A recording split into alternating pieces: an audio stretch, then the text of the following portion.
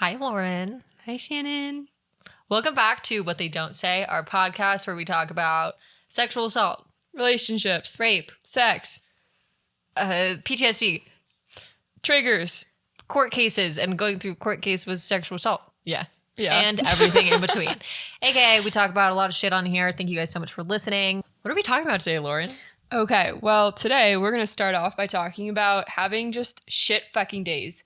What does that mean? What do you do? Like, how do you, get through a day like that? Because I think it's really important to talk about, and everyone has shit fucking days.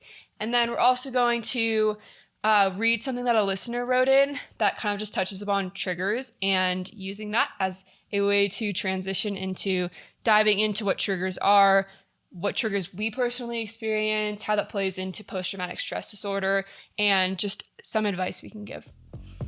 Yeehaw! Yeah.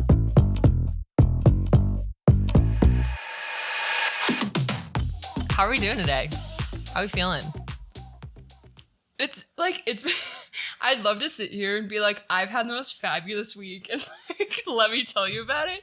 But it's been a rough one. Yeah. And I think today, preparing to record and set up and blah, blah, blah, blah, it was kind of a train wreck. Morale was No, Lauren's morale was high. Lauren's was good. I showed up before her meeting today. We lifted some weights. I haven't lifted in a while, so that was really good for me. And then I was just ready to go back to bed. I wanted to go back home and leave. Lauren was feeling good. And then when we went to record, my SD card, I put it in the wrong direction because I'm a stupid fucking bitch. And then it was stuck. So then we had to go to Best Buy and have someone pry it out. We tried really hard and we couldn't. And he tried hard too. Yeah. But then everything was fine. And honestly, to be fair, my morale was actually really low. Oh, really? I just knew that yours was also low. So someone had to just take the reins and you had to step it up. I knew we just had to fucking rally. So I was just like, all right, we're going to make this happen. And I feel like now we're in much better spirits. And it's great. Yeah, indeed. But so we don't really see each other during the week. We really only see each other on we used to. We used to live 5 minutes away from each other and we saw each other every other day. And now we only see each other basically for podcast stuff. But you said you were having a hard week. There was a time where Lauren Snapchatted me this week and she was like, I'm having a really fucking hard day. I literally canceled my entire day, which is crazy because Lauren has stuff from 9 a.m. to 7 p.m. during school days. And so for her to say I canceled everything for today, I thought, oh God, she must be train wrecking it today. Yeah, honestly, I was lying on the couch and I was like, man, I should maybe tell someone that I'm having a shitty day. That might be a good idea. And I normally like to isolate myself. I feel like that's kind of my default, right? Always do that. I'm having a bad day and I'm like, I'm going to turn my phone off and just go emo mode. Fuck the world. I hate everything. I hate everyone. Yeah. But I was like, no, I'm going to push myself to tell two people, tell at least two people you're just having a shitty day. Yeah. So no details, just I'm having a shit day. I don't need to talk about it. I'm just going to tell someone. So I am not isolating myself, which I do a lot. And so I Snapchat Shannon and I'm like, I'm having such a shit day. I'm not doing anything, whatever. And then she Snapchats back and she's like, dude, me too. And I was like, great. I didn't do shit that day. Yeah. I woke up, I had a text from my boss. I only work part-time right now, but I had a text from my boss and I immediately started crying and snoozed my alarm and just sat there and cried for about 2.5 hours. Just said, fuck it. This is my day. I actively chose when I woke up to try again tomorrow. I was like, yeah, that's it for today. I was like, good night, moon. I didn't even shower that day. I didn't even wash my face. Maybe I brushed my teeth. Not really sure. But, But so why was the day so bad? What were you on your period? I love when people say that. I haven't gotten my period in 4 months. But she is not pregnant. I'm not pregnant. I went to the doctor last week just to make sure, and I'm not. Everything's fine. The best thing though is when you're kind of in a shit mood and someone goes, are you on your period? And then you're just automatically in a shittier mood and you're like, fuck you. Sometimes it's yeah, but that's not why I'm upset right now. It has nothing to do with my hormones being completely out of whack. It has nothing to do with it. But okay, Sorry. Mood. Your mood. You're feeling sad. You canceled everything. Yeah. Okay. So I feel like I just like woke up in the morning and I was like, I felt like really rattled and just like anxious. And I was like, okay, you know what? Like push through. Like I like got up. I like did everything. I like went to the gym. I came home and I was like, I had what? That's a good dog. Yeah. And I was like, okay, like just keep pushing through. Like I had 2 meetings and I had class and work to do. And I was like, I can't afford not to do anything. Like I have to just keep pushing through. Like it's not an option to like take a step back and take time for myself. And so I was like trying to like go through the steps of my day and I just kept like losing my shit. And I was like, okay, you know what? Like I had this kind of moment of clarity and like moment of reflection. And I was like, I'm really not okay right now. And that's very hard to admit to myself sometimes, but I did. I was like, I'm not okay right now. I need to take some time to myself. I need to just be alone. And so I like, you know, I like emailed my professor that I had class with and had a meeting with. And I was like, hey, like, I'm having a really bad mental health day. I need some time to myself. And I was like really nervous to send this email because I don't know, like sometimes you just think they're gonna like not care or think it's like some sort of bullshit excuse sometimes or something. they don't care. Like I've sent the mental health email like a few times in my college career, but there's also been times where I've been like, hey, I'm going to a funeral. Sorry, I can't come. It was like a last minute thing, which is fucked up. You shouldn't lie about funerals. But I've like literally lied to my professors when I've had a bad mental health day because I've been so worried that they will have a poor response of just like, oh, that sucks. We're still going to fuck you on your grades for not coming in today. So major kudos to you. Big claps to you. Thanks. Snaps for like actually being honest about mental health stuff because like, you know, why aren't we more honest? Because like everyone has a bad day. You know what I mean? But I do think it's very valid that like some people really don't understand. And I did actually have that happen where like I missed a meeting for my work and I had a meeting with them today and I got completely shit on. Really? Yeah. Like I was sitting there and they were like, this is unacceptable. Like you missed a meeting. Like, was it your peers or was it like yeah, manager? So it was like my group that I'm like working with. Okay. And like it was just like, there was at the end, like, how can we support you or whatever, which was great. But that was after they were just like, it's unacceptable. Like, you can't do this. You can't miss this. And I was sitting there and like, I almost started crying because I was like, obviously they don't know that I really struggle with like PTSD and things like that. And sometimes I have like really, really, really, really bad days. To be fair, I haven't had a day like this in months. Like they don't happen all the time. And they've definitely gotten like, it's like yeah, when they do happen, they're really bad. And it used to be like, I had like a lot of bad days all the time. And now it's getting like less and less frequent, which is great. And that means that like I'm healing, but it's still like, I have those days that are just so dark and so fucked up and awful. And you don't even want to like try to explain that to like a work group, you know, like you don't want to go in there and then be like, well, you missed this and now you're behind and like, fuck you. And you're like, well, okay, I was like crying on my couch because like I was raped a few years ago and I have like really bad like flashbacks and triggers and PTSD. Like you don't want to have to say that. So you kind of just sit there and you like let them shit on you because you don't know what else to do. Like you're just like, because they don't think about that either. Like from their POV, it's just a like, you're trying to be lazy because once again, like, you know, people lie to get out of certain things to like go to parties or because they just don't feel like going, which is totally understandable. Like we are all guilty of that. But, you know, they're not sitting there thinking this girl's going through a hard time. They're sitting there thinking we had to do extra work because she wasn't there or like she left us in the dark and like we needed her because X, Y, and Z is part of her job here. Like, yeah. You know.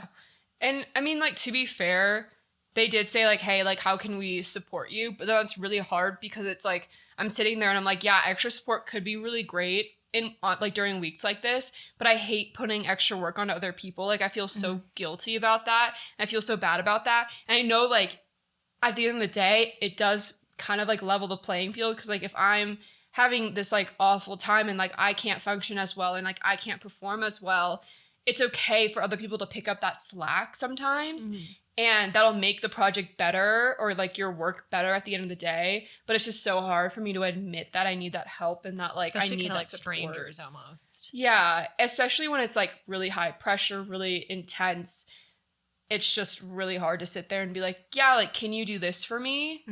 Because in my mind, I'm like, because like I just like can't handle it. And it's like, no, it's not about handling it. It's just about sometimes we have days where like our best might not be where it needs to be, and it's okay for other people to like come and like pick up on that and support that, but I think it's really hard to let yourself do that. Yeah. So I think that's like what I was struggling with in terms of just like getting through what I needed to get through. So you said you woke up and you were feeling like anxious and all this stuff and you were having some flashbacks. Like, what does that look like for you? Like, walk me through when I would call it like a PTS day happens. Like, what is that experience? What are you thinking? What are you feeling? Like, all of that. Yeah, I think that, and this is like for everyone and like anyone who's been through any sort of trauma like this, you definitely have like multiple triggers and there's a lot of different things that can lead to you like just shutting down. That's kind of how I described it. Like for me, I got triggered by something and I like kind of became paralyzed for like a day. Like I couldn't do anything. I couldn't get out. Like I didn't want to leave my house. I didn't want to talk to anyone. I was just like, I need to stay here. Like here is safe. Like whatever. And for me, a big thing that I've struggled with my PTSD is dreams. And I think that's pretty common. And throughout like the past couple of years, I've gone through like phases kind of where I'll just have nightmares all the time. And this really started, I'd say like 2 years ago.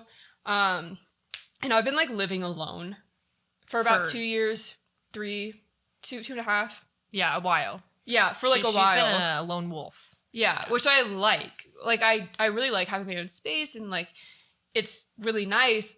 But I think that sometimes if you're living alone as a girl, there can just like, be like more stressors and like more anxieties. Or dude, like I don't want to like isolate anybody. Definitely. I do think that men, a lot of the men that I know aren't like, I'm afraid when I hear a noise in the dark. But it does exist. Like we don't want to isolate anybody. Yeah.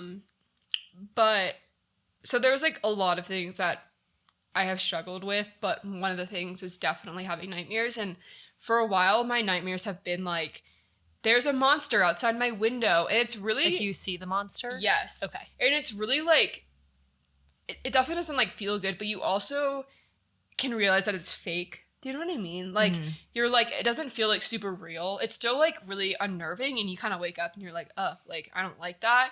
Especially when it's like, you are looking outside your exact window that you like sleep next to and you see in like, your dream. Like, yeah, and you see like all these like one of them has been like eyes popping up. Just like everywhere. There's like these like eyes popping up. Like people are like looking at me or like monsters are like looking at me and they can see me. And like that's very uncomfortable, obviously. But like the dream that I had the night before I had this like really bad day was that like I actually had a dream that someone sexually assaulted me. Wow. And that sucks, dude. Holy shit. Yeah. It was like really terrible. I also like knew this person, which makes it even worse. And they're like not a bad person. Like they would probably never ever do anything like this. So it was super weird. Wait, I can bleep out the name, but who was it? You have to bleep out the name. Of course, I'm not gonna fucking leave it in there. Oh my god. Okay. Are you ready? Uh-huh. It was beep. Wow, sometimes you have dreams about people that are not particularly accurate, but okay, so somebody that you like had known who assaulted you in your dream, which like that's like very uncomfortable. You can't even have peace in your sleep. No, I know. I think it makes it worse when it is someone you know, because then like if you ever see that person again, you're just gonna like look at them and all you're gonna see is a dream, and that's really unfair, especially when it's like they do something bad. You know, It's like that thing when the wife is like, "I had a dream, babe, that you cheated on me last night," and he's like, "I'm so sorry, I didn't do it," and she's like, "Fuck you, like I'm mad at you," when the poor man like had literally no part in that.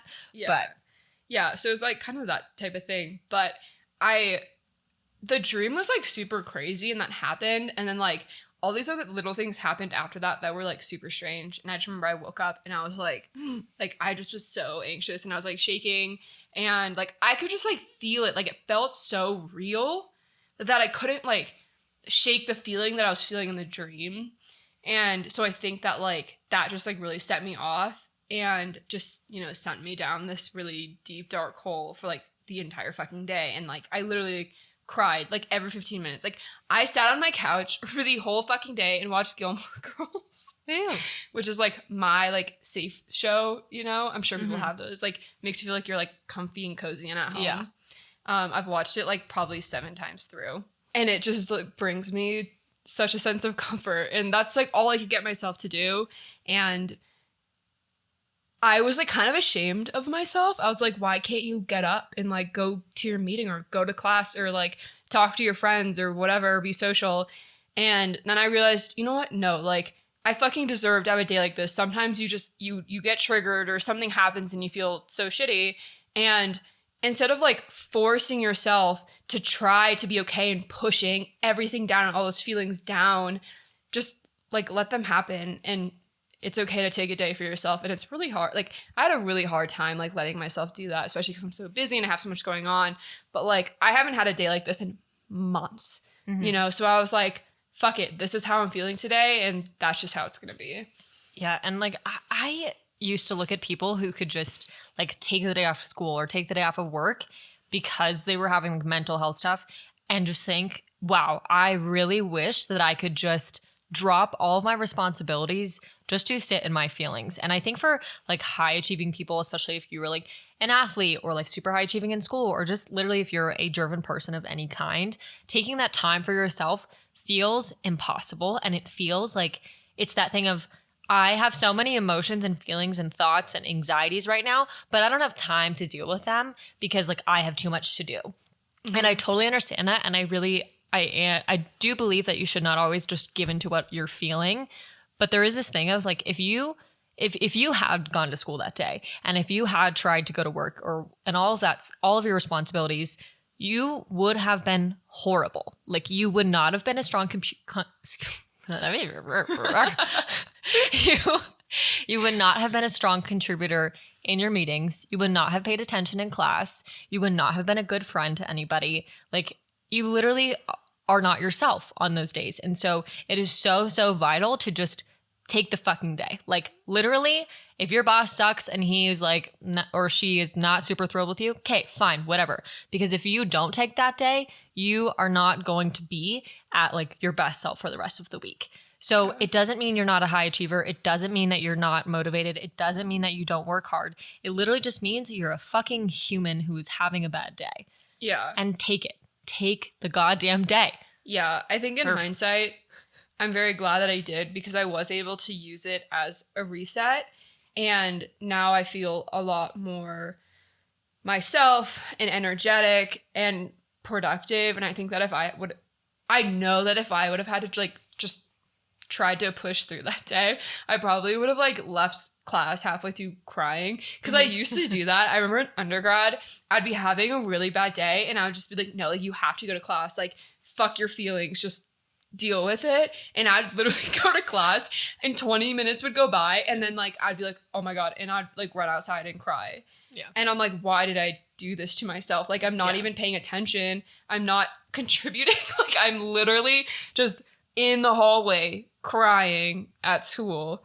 Like, yeah, what do you like? You have to take time to just be with yourself. And that's like exactly what I said to my professor. I was like, I just need time for myself right now because if I don't get that, I just don't think I'm going to be able to like be okay tomorrow or, you know. There was this professor that I had who like for a very small class, it like really wasn't that important, but she used to say, you know, take the hour that you need. And so it was this idea of, you know, you think you have to go to class and you think you have to take notes and you think you have to do all this, but like really what you need right then and there might be ditch class. It might be go get yourself a bowl of ramen. It might be take a nap. And whatever that is, like if that's what you really need. And I think we all know ourselves enough to realize like the difference between wants and needs for emotions. It's just about actually giving those needs the time of day. Like sitting there realizing I think that I should go to class. However, what I need right now is to sit here and cry, and I can go to office hours later. Like, that class might not be that important. And it's recognizing like what you truly, truly need over what's just like a part of your routine and what you think is best. Yeah, I agree. I have like this super awesome class, and my professor, he is super just influential, I guess, in like the outdoor industry. And he's super cool. Like, he has climbed Everest like 7 times. He like led the first blind man up Everest, and he's had a lot of influential roles within like, he was like head of like VF Corps, which is the parent company of like North Face and Vans and places like that. Oh, VF Corps. Yeah. Yeah. Corp. My bad. Corp. They've denied me from like 3 jobs. It's fine. I can hook you up if you want. Yeah, for sure, dude. Okay. He literally, like, we had class on Zoom on Monday, and he called in because he was in Ecuador preparing to do like a summit attempt climb. He's really cool. But anyways, we have all these like awesome guest speakers come in because he just knows such cool fucking people. And this one guy was talking to us, and he was talking about like academics, and he like is a high achiever when it comes to academics. And one of the like pieces of advice he gave at the end of his talk was, he was like, if you have an opportunity to go climb the Flatirons, which are like the mountains right next to Boulder, or go to class, he was like, go climb the fucking Flatirons. Because at the end of the day, like, that's gonna better you than going to class. Yeah. Not all the time. Sometimes you should go to class. But he was like, sometimes you should take those opportunities and just realize that going to class is not the end all be all. And I think it's the same thing here, where it's like, sometimes you have like this fork in the road of like, I can either take care of myself right now, or I can like go to my meetings or go to my classes. And you think that all this weight is held in like just showing up to those things. But sometimes all that weight is held in bettering yourself. Yeah, and sometimes going up to class, is not how you're going to better yourself or show up for yourself. And that's okay. Don't miss class all the time. We are not saying to. Not condoning that. That's not what we're saying. But make sure you take those times to take care of yourself, because if you don't, it really is going to make things harder, and it really is going to make healing harder as well. It's gonna wear on you a lot. Yeah. If you're never taking time to just sit in your feelings. Yeah. And for all you bitches out there who aren't recognizing your feelings, and for all of you people out there who haven't cried in like several months, I need you to put on some sad music. I need you to sit there and cry and write about your sadness. Because if it doesn't come out today, it's going to come out in that meeting. It's going to come out when you're giving a presentation. You're going to get angry and take it out on your significant other. So cry. Fucking cry. Okay. Yeah, someone that like never cried. You should cry. It makes you feel better. Yeah, there's a reason we have tears. Okay, people. Like, we were designed this way. Okay, speaking of triggers, we had someone write into us that had listened to a previous episode, kind of just touching upon triggers that they've experienced. So I'm going to read that, and then afterwards we are going to go through kind of just talking about more specific PTSD and triggers. Yeah, also, thank you so much to the person that wrote in. And if any of you guys ever want to write in with questions, comments, like sharing your story or anything, we have an email. It's at wait, shit, I fucked it up. Let's try that again. Scratch that, y'all. The email is whattheydon'tsay@gmail.com. We'll link it in the description below for this episode. Okay, this is what our listener wrote in. Lauren talked about realizing what had happened to her while being in the bathroom afterwards. It reminded me of when I was assaulted and coming to the realization while I washed my hands. No one told me how much that would trigger me after being raped. 2.5 years after I was washing my hands at work and I smelled my rapist. I completely dissociated and had to pause in the bathroom after. Through therapy and thinking, I realized it was a trigger point for me when I peed after being raped. I washed my hands after and stared in the mirror, realizing what had just happened to me. Sometimes I still wash my hands and I still smell him. For a long time, I was scared to wash my hands because I knew it would trigger me. Okay, so basically like what they're talking about is when they wash their hands, that's a huge trigger for them because after they were raped, they went to the bathroom and they washed their hands. And that's kind of like such a fucked up thing, right? Because when you think of washing your hands, you think of getting clean. And I think that one of those feelings after you are sexually assaulted is you feel really dirty. And all you want to do is like wash that feeling off of you. Like you want to like tear your skin off of you so you can get rid of that feeling. And I know like sometimes what people do is they just like shower over and over again. And they just like literally like wash their body until like their skin bleeds. Mm-hmm. And for this person, clearly something that is supposed to help them get clean really just actually kind of makes them feel dirty again. Yeah. And it sounds like also like washing their hands was the moment where they realized what had just happened. Like, you know, they had gone to the bathroom, they had peed or whatever, and then they washed their hands because that's what you do after you use the toilet. And then that was the moment for them where they're like, holy shit, like I was just totally violated. Mm-hmm. And so, you know, for something that is so simple as washing your hands to have it become this trigger moment for you, like that's something you probably do like 5, 6, 7, 8, 10 times a day. And to have that be something that brings you all the way back to 2.5 years prior to being assaulted, like that's horrible. But that's the thing with triggers is that they can happen anytime, anywhere, specifically when you're really not expecting them to. They're very sneaky like that. And it can be something that it's related to your assault or something that's like totally different, but something that just like brings you back to those horrible emotions and those horrible moments. Yeah. And I think like what they were talking about is, and I know I talked about this in a previous episode, but after I was assaulted, I sat in the bathroom and I kind of just stared at myself in the mirror. And for a long time, every time I looked at myself in the mirror, I would have like a flashback into that moment of looking at myself, like looking at myself in my own eyes in the mirror and being like, what the little fuck? Like, I don't understand. Like, why did that just happen? And that was even for a while, not so much anymore, but for a while was kind of this weird trigger of like, every time I looked at myself, I just went right back into that moment. And like, I felt all those feelings. And for a while, like I would like wake up in the morning, go to the bathroom and like, wouldn't even like look at myself in the mirror because I just like didn't want to have any chance of having that kind of flashback.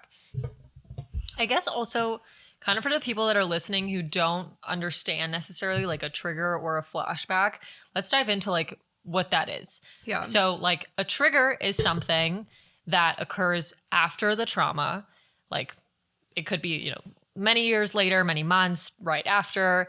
And it's something that brings you back directly to the emotions, to the sensory aspects of the trauma that you experienced. Mm-hmm. And then a flashback would, because I think like triggers and flashbacks are a bit different. I think they can happen together. Like a trigger is that action that makes you think of the trauma, but the flashback itself might be like pictures in your head of the trauma, or it might be like something you smell during it, but it's like your body literally holds that trauma and those sensory details like in itself.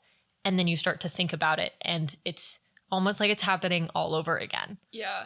And I think the hard part about kind of triggers and flashbacks, I mean, obviously that they are heavily associated with PTSD or post-traumatic stress disorder. And like Shannon said, like they can happen years and years and years after this happens to you. And for me, that's something that I really struggled with because it was like, oh, well, like this was 2 years ago. Why is this impacting me? Oh, this was 3 years ago. Why is this impacting me? This past week when I had that trigger, I was like, this was 5 years ago? Something like that, yeah. 5 years ago, why am I having these problems now? Like, what the fuck is wrong with you? Like, that was, like, honestly my immediate reaction because they do really, like, happen when you're not planning on it. Like, you're not, like, expecting it. It's years and years after, and they just kind of, like, hit you like a truck, and that's really, really a difficult thing to, like, wrap your head around. But you just have to remind yourself that, like, you went through something fucked.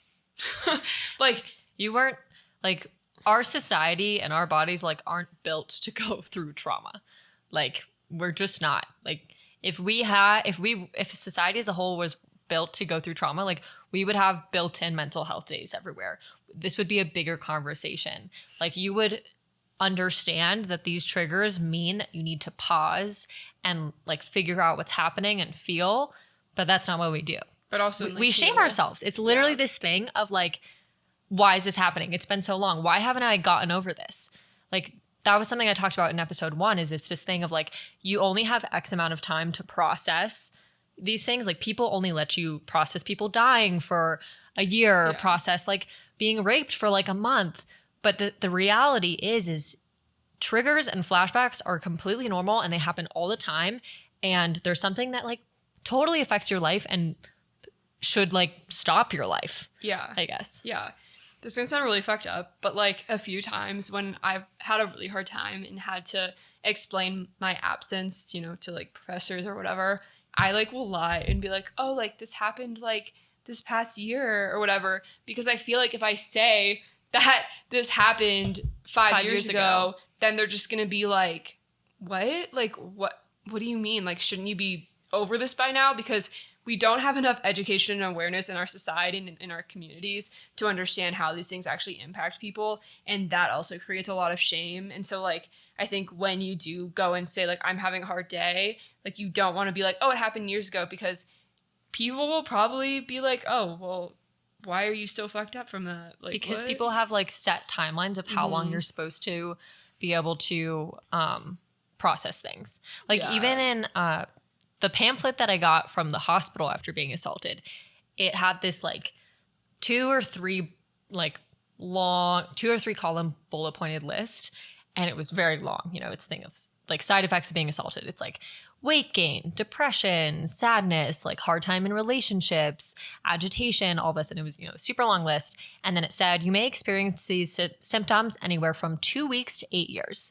Even the pamphlet literally had a timeline for how long you should be processing these things. Right. There's not a fucking timeline for processing these things. Like, your body is going to feel what it needs to feel whenever these triggers come up. Like, it just is. However long. Yeah. And like, that's okay. Potentially forever. Yeah. And you can't shame yourself for that, because what the fuck is that going to do for you? You know? Bad dog. How dare you be upset about the fact that this horrible thing happened to you 5 years ago? Yeah. It's just something that, as awful as it sounds, it's like always going to be a part of you, but you can choose how you respond, you know? Yeah. Okay. So triggers. Yes, triggers. I think that you should talk about some of the specific triggers you've experienced, because I do think that they are very interesting, but also probably very fucking relatable. So I have like a few main triggers from my assault.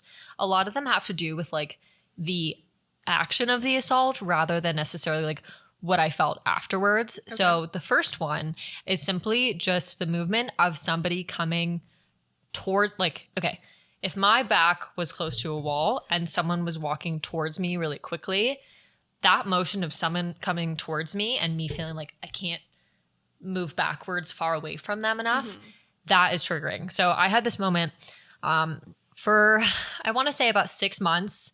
I, like, after being assaulted and stuff, I started taking boxing lessons. And I did this because I talked about this in the last episode, but I was super angry. Like, I was so upset with like the fact this had happened to me, and I just didn't really have a lot of outlets to get out this anger. Like, I never would have considered myself an angry person. But so I took up boxing, and I wasn't doing boxing to, you know, go competitive with it. I was simply just doing it because I felt like, yeah, if I can punch shit, I'm going to get anger out. And also I might feel like I could defend myself in the future. And there was a specific day where me and my boxing coach were doing this exercise. Like, we were doing a lot of self-defense exercises. And one of them was just, you know, my boxing coach had the pad things up here, and he was walking towards me and I was punching as I was walking backwards and he was walking towards me. And like, the whole day he had been, you know, telling me things about self-defense. You know, if you are in an alleyway, you need to be aware of where you are. And, you know, if someone's assaulting you, try to move towards the light and like yell so that people can hear you and all this stuff. And so anyways, I'm getting a little bit ahead of myself. We're doing this exercise. Boxing coach is walking towards me. I'm punching him while I'm walking backwards. And all of a sudden, like, my arms just started to go weak and I like couldn't throw any more punches.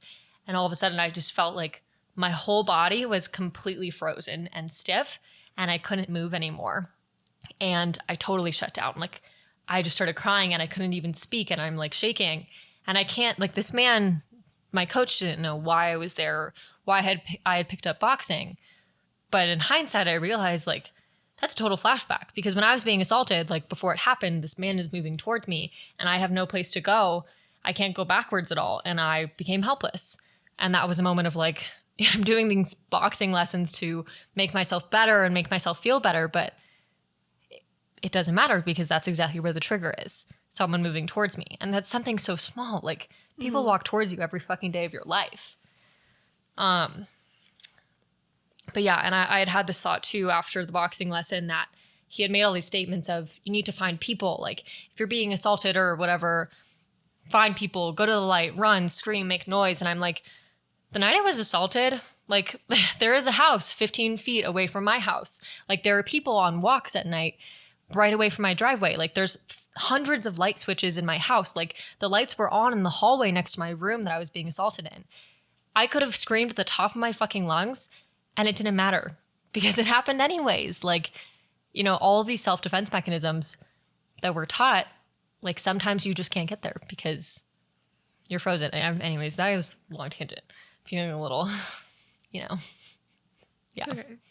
But that's one of my triggers, is somebody walking towards me. Yeah. Which is a really weird thing to say. Yeah.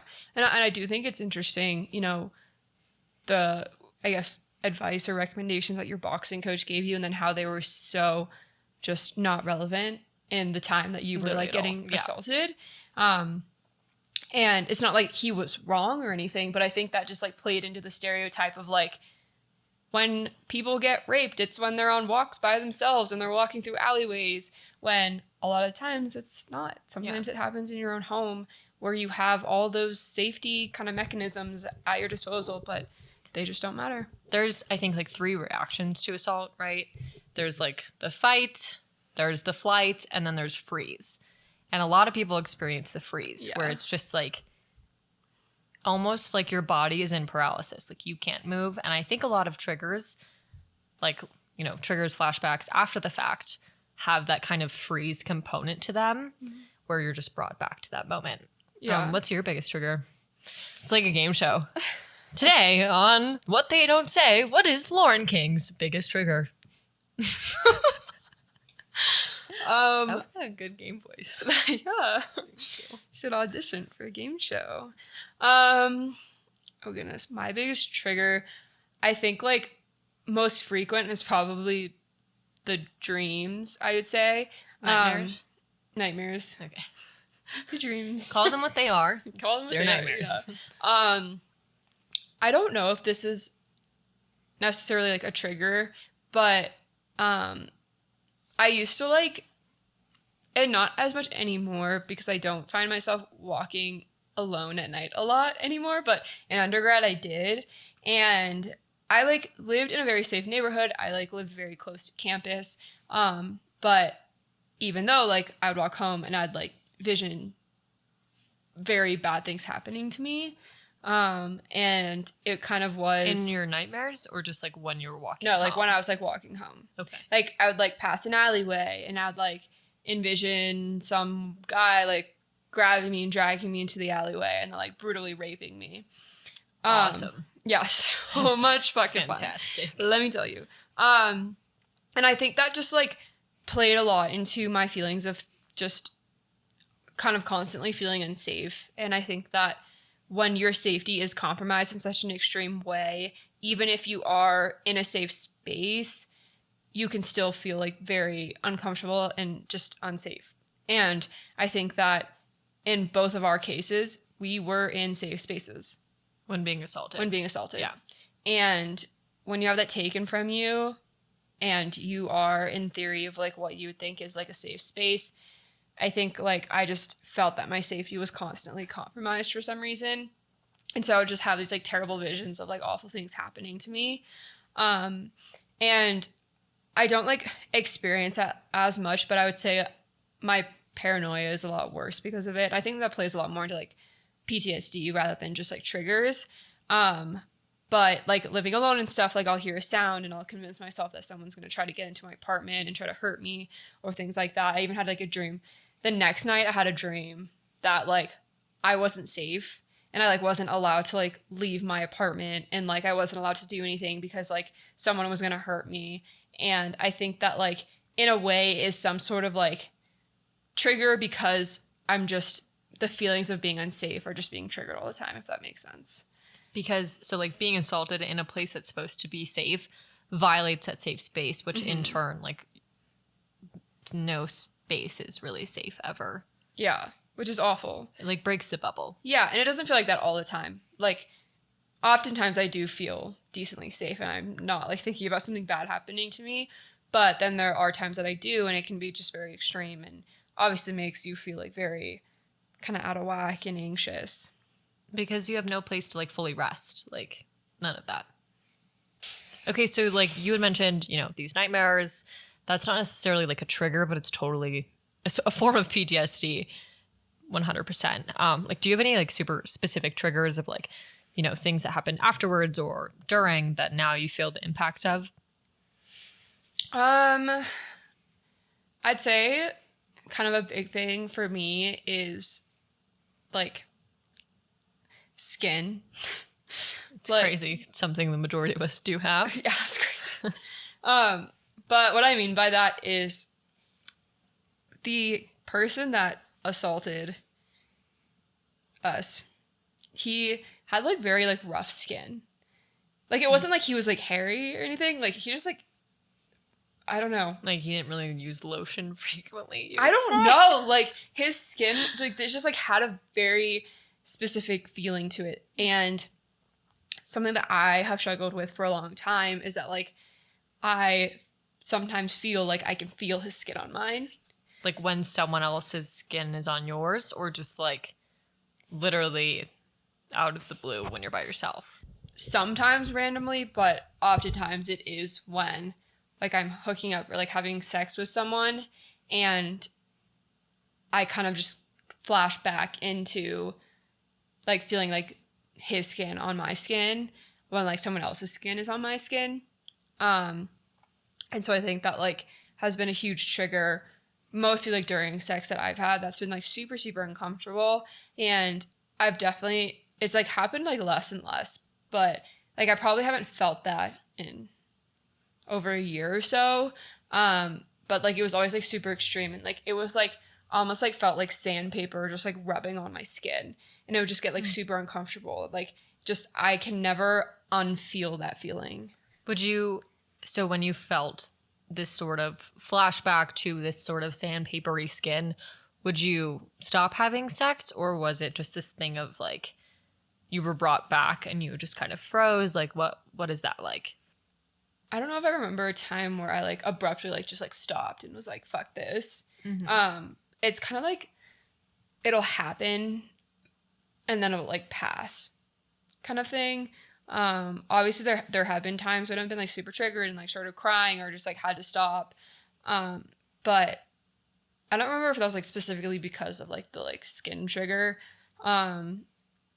It's definitely more of those things where it's like it happens and like you're like, just get over it, just get over it, just get over it. Just like, It doesn't matter. Push through it.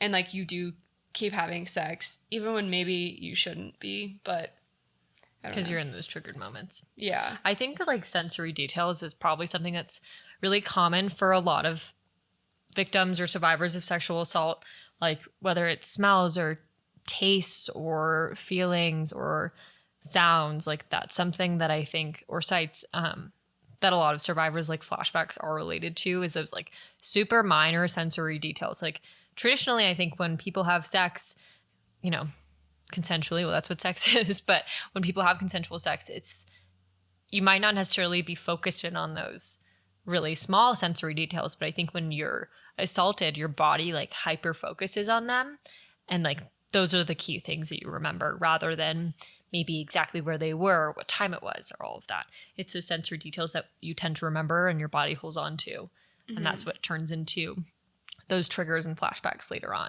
Yeah, I definitely think it's a lot of times like the little things that maybe you aren't even aware of, or you aren't even aware of why, oh my God, like this thing happened and it made me feel so shitty and I have no idea why. And then like you reflect on it and you're like, oh shit, like, yeah, I got uncomfortable when like they took their shirt off and were on top of me and like I could feel their skin because like for some reason I was taken back into that time that I was being assaulted, and I could feel this like rough skin on me. And like, even for me, that was like a moment that I had to come to realize and like kind of reflect on, I guess. I think it's interesting because like the skin is something, like I was saying, isn't something that I've really ever thought about when having sexual relations. And like a lot of the bigger aspects of my sexual assault of what led up to it were the things that like, or are the things that trigger me now. So like I had mentioned, you know, somebody moving towards me when my back is to a wall or something like that triggers me. Another thing is somebody picking me up. So right before I was assaulted, I was carried from my living room and then thrown on my bed. I was going to say placed, and I realized that's like not quite the right term. But so like for a really long time, pretty much up until like the past 2 months, basically, I've had a really hard time when men pick me up, and not even necessarily in a sexual sense, but just like a man like jokingly like picking me up and like, yeah, like let me carry you down the stairs. Like that's really scary for me. And yeah, I wouldn't like a guy fucking carrying me down the stairs. Or, well, you know what I mean? Like, you know, sometimes men just like pick women up as like, oh, look at how fun. Like they're just like fucking around with you. Look at how strong I But am. seriously, like a man picking me up was this thing of like every time a man picks me up, I like could feel my whole body like wanting to lift myself out of their arms. And like I can recognize, and I don't know if you can relate to this during flashbacks or triggers, but like in that moment, I know this person is not assaulting me. Like this is not the person who did assault me. But just that act of picking me up in the same way that I was picked up before I was raped is like the same. And it's a really odd space of consciousness. Like I would love to know what part of my brain is feeling this stuff, because it's like I recognize I'm still safe. Like I know I'm still safe. But because of what happened before, I feel like, holy shit, something horrible is about to happen. But I know it's not. But I'm brought back to that original feeling. So there's that, you know. And then another one of my triggers is, it's not necessarily like I don't know if you could call it a trigger, but an issue that I experienced like after being assaulted was that my indecisiveness became absolutely exponentially worse than it ever had been. Like I've always been an indecisive person. I've always had a hard time, you know, picking what are we going to eat today and all of that. But afterwards, like getting dressed was horrific. And if I ever had to do something on a time crunch, like there was this very specific time where I remember my mom and I were going to this dinner and staying the night at some place like in Colorado. And we were running late, and I was like packing my bag and trying to figure out what to wear for this dinner.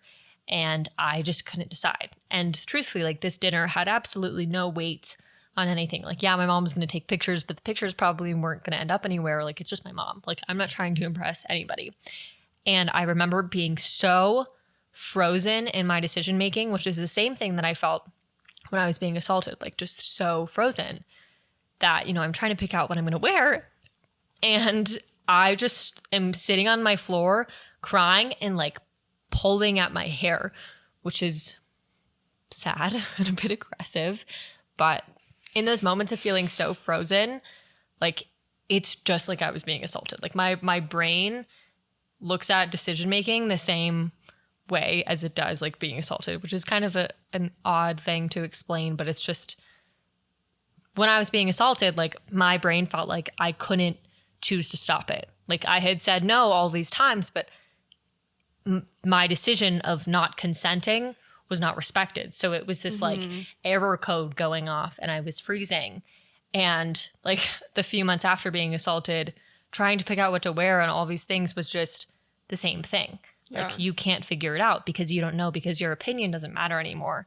And that's kind of what the freezing meant to me. Does that make any sense? Yeah, I think that totally made sense. And like, I mean, I've known you your whole life. And when you were younger, like I experienced that. Like I experienced you having a hard time, like choosing what to wear. You know, when you're like 8 years old, you're like, what the fuck? Like, why are you guys like, who cares?